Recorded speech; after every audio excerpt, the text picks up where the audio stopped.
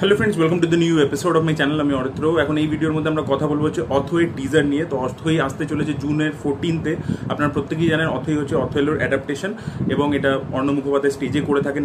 Superhit নাটক, বিশাল চলেছে, এটা বিশাল পপুলার, এবং সেটারই আর কি অ্যাডাপ্টেশন হচ্ছে বা ফিল্মে অ্যাডাপ্টেশন হচ্ছে। অর্ণব মুখোপাধ্যায় এটার পরিচালনা করেছেন, অনির্বাণ ভট্টাচার্য ক্রিয়েটিভ ডিরেক্টর হিসেবে আছেন, এবং এরা দুজন অভিনয়ও করছেন, এবং তার সাথে সোহিনী সরকার রয়েছেন, শ্রমিক হালদারের ক্যামেরা রয়েছে। তো অসাধারণ একটা টিম, যে টিমটা বল্লভপুর তৈরি করেছে, যে টিমটা মন্দার তৈরি করছে, সেই টিমটাই কোথাও কি কামব্যাক করছে, এবং প্রচুর নতুন অ্যাক্টার্সরাও থাকবে। এগুলো তো পপুলার ফেসেস, বাট তার সাথে প্রচুর নতুন অ্যাক্টার্সদেরকে আমরা দেখতে পাবো থিয়েটার ব্যাকগ্রাউন্ড থেকে। তো যেরকম বল্লভপুর থেকে প্রচুর নতুন ফেসেস বাংলা ইন্ডাস্ট্রি পেয়েছিল, সেমভাবে আমার মনে হয় এই ছবিটা আসার পরেও কিন্তু প্রচুর নতুন ফেসেস কিন্তু বাংলা ইন্ডাস্ট্রি পেতে চলেছে, এটা আমি একদম ভেরি শিওর। এবং আরও একটা জিনিস হচ্ছে, যেমন অর্ণব মুখোপাধ্যায় তো এর আগে আমি তো ডিরেকশন দেখিনি, বাট অনির্বাণ ভট্টাচার্য এবং শ্রমিক হালদার যখনই একসাথে আসে না, কিছু কিছু এরকম হয়, কিছু মানে ক্রিয়েটিভ লোকেদের এরকম একটা এমন ফ্রিকোয়েন্সি ম্যাচ করে যে তারা যখন একসাথে কাজ করে বেস্ট আউটপুট আসে। এবং এটা আমি দেখেছি, মানে যেরকম আমি কম্পেয়ার করছি না, বাট সাউথে দেখবেন তামিলে মানিরত্নম, সন্তোষ শিবন যখন একসাথে কাজ করবে, মানে এমন একটা টেরিফিক লুক অ্যান্ড ফিল দেবে, মানে যেটা আউটস্ট্যান্ডিং হয়ে যায়, মানে যেটা আর কি একটা পুরো বার সেট করে দেয়। তো সেই জিনিসটা আর কি আমি দেখেছি শ্রমিক হালদার এবং অনির্বাণ ভট্টাচার্য যখনই একসাথে কাজ করে তখনই টেরিফিক কিছু ভিজুয়ালস আসে। তো টিজারটা সবচেয়ে প্রথম পজিটিভ হচ্ছে এর ভিজুয়ালস। অসাধারণ কিছু ভিজুয়ালস রয়েছে, প্রতিটা ফ্রেম, প্রতিটা কম্পোজিশন মনে দাগ কাটার মতো, এতটাই ভালো হয়েছে। তো সিনেমাটোগ্রাফি অসাধারণ লেগেছে, তার সাথে প্রতিটা টেকনিক্যাল ডিপার্টমেন্ট, মানে সাউন্ড ডিজাইনটা যেভাবে করা হয়েছে, যেখানে অথরিটা চলে আসে দেখবেন একটা বেলের আওয়াজ পিছনে একটা ঘন্টার আওয়াজ বাজে, সেই জায়গাগুলোকে সেভাবে যেগুলোকে ডিজাইন করা হয়েছে, সাউন্ড ডিজাইনটা সেটাও খুব ভালো লেগেছে।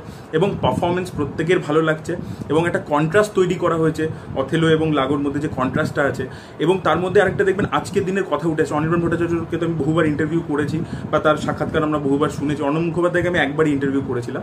তো অনির্বাণ ভট্টাচার্য দেখবেন বারবার সোশ্যাল মিডিয়া ট্রোলিং ইত্যাদির ব্যাপারে প্রচুর সরব হয়ে কথা বলেন। উনি বলেছেন যে সোশ্যাল মিডিয়ায় এসে সিনেমা আর্ট ধ্বংস হয়ে গেছে। তো সেই ব্যাপারটা কিন্তু তার ডায়লগের মধ্যে উঠে আসছে, এবং সেই ক্যারেক্টারটা যে একটা, যেহেতু লাগোর ক্যারেক্টারটা ডার্ক এবং নেগেটিভ ক্যারেক্টার, সে কিন্তু বলছে যে আজকে সমাজ এই ঘৃণা, হেট্রেড, মানে লোকে সন্দেহ করা, ট্রোল করা, এই জিনিসগুলোতেই, এইটা দিয়েই দুনিয়া বেঁচে আছে, সেটাতে সে বিশ্বাস করে। এবং অথই এখনো বিশ্বাস করে যে না, ভালোবাসা বেঁচে আছে। তো এই কন্ট্রাস্টটা তৈরি করেছে, দুজনের পারফরমেন্স খুব ভালো লাগছে। অনির্বাণ ভট্টাচার্য স্ট্যান্ড আউট সিনটা হচ্ছে টিজারের লাস্টে, যেখানে ও আর কি বলে যে তোমাদের অথই দাদার লেগেছে, হেল্প হেল্প, ওই জায়গাটা, এবং যেভাবে সুইচ করে একটা টোন থেকে আরেকটা টোন, ওই জায়গাটা ব্যাপক লাগে। তো ওই জায়গার, ওই পার্টিকুলার জায়গাটা প্রত্যেকের ভালো লাগবে আশা করি। তো পারফরমেন্স খুব ভালো ছিল, যেটা বললাম, শর্ট টেকিং খুব ভালো, সাউন্ড ডিজাইনিং খুব ভালো ছিল, এবং ওভারঅল মিলিয়ে প্রচণ্ড এক্সাইটমেন্ট লাগছে এই কাজটা দেখার জন্য। এবং এই টিমটা যে বারটা সেট করে দিয়েছে প্রতিবার, সেটা ওয়েব সিরিজে হোক বা সিনেমাতে হোক, সেটা আশা করবো এবারে আরও তারা এক নচ উপরে নিয়ে যাবে।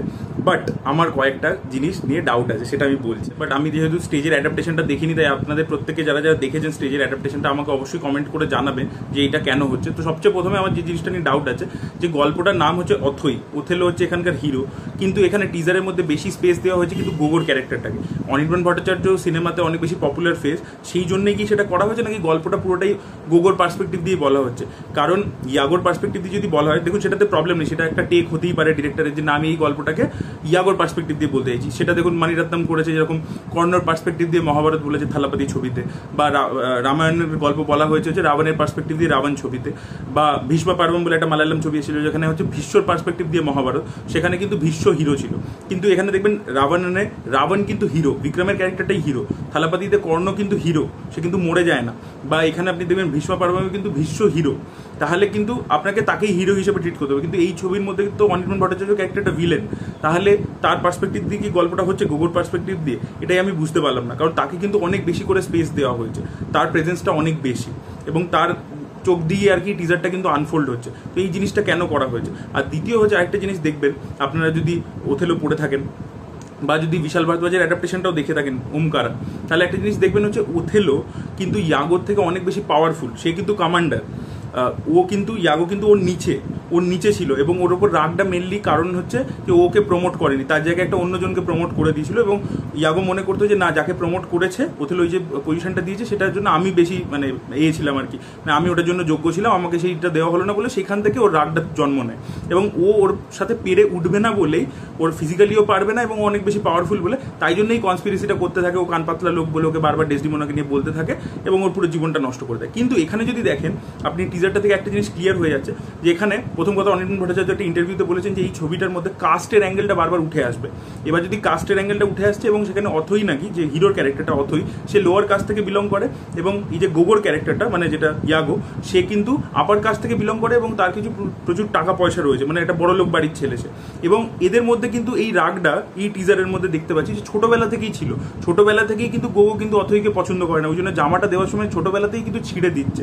এবং আমরা দেখতে পাচ্ছি কোনো কারণে হয়তো ছোটবেলাতেই অথইর বাবা মা মারা যাবে বা কেউ বাবা হয়তো মারা যাবে, এবং তারপরে কোনো কারণে এই গ্রামের এই জমিদার বাড়িতে সে হয়তো পালিত হচ্ছে, এবং সেখান থেকেই এদের দুজনের মধ্যে একটা রাইভালরি কিন্তু আছে। সেটা একটা হলো, সেটা হতেই পারে। কিন্তু যদি এই মানে ইয়াগোই যদি বড় লোক হয়, বেশি ইনফ্লুয়েন্সিয়াল হয়, আপার কাস্টের হয়, তাহলে তার কনস্পিরেসি করার কি দরকার আছে? সে তো নিজের কাস্টের পাওয়ারটাকে ইউজ করে, নিজের পয়সার পাওয়ারটাকে ইউজ করে ডাইরেক্টলি কনফ্রন্ট করতে পারে অথইকে, এবং তার জীবনটাকে হেল্প বানিয়ে দিতে পারে, নষ্ট করে দিতে পারে। তাহলে সেটা কেন সে করতে পারছে না? তো এই ডাইনামিক্সটাকে কেন চেঞ্জ করা হলো, এই জিনিসটা আমার অদ্ভুত লাগছে। কারণ তাহলে এই কনস্পিরেসির অ্যাঙ্গেলটা কি করে আসছে? যে একটা লোক যদি আমার থেকে এমনি দুর্বল হয় সব দিক থেকে, তাহলে আমি তো তাকে আরামসে হারিয়ে দিতে পারবো ডাইরেক্টলি কনফ্রন্ট করে, তার জীবনটাকে নষ্ট করে দিতে পারবো। তাহলে আমার কেন তার পিঠ পিছনে কনস্পিরেসি করার দরকার আছে? সেইটা আমি বুঝতে পারলাম না। সেই জিনিসটা আমি এই পাওয়ার ডাইনামিক্সটাকে কেন চেঞ্জ করা হয়েছে। তো সেটা কিন্তু ওমকারাতেও কিন্তু মেনটেন করেছিল, এবং সেখানে ওথেলো ওমকারা যেটা অজয় দেবগন প্লে করেছিল তাকে কিন্তু বিশাল ভারত কিন্তু যথেষ্ট হিরোইকভাবে প্রেজেন্ট করেছিল সেই ছবির মধ্যে। এবং সাইফ আলী খান অসাধারণ পারফরমেন্স দিয়েছিল লংড়া ত্যাগী ক্যারেক্টারটাতে, কিন্তু সে কিন্তু at the end of the day villain, এবং তার পক্ষে কিন্তু ডাইরেক্টলি অজয় দেবগনকে হারানো পসিবল না। সে কিন্তু তাই জন্যই কনস্পিরেসির হেল্প নিচ্ছে আর কি।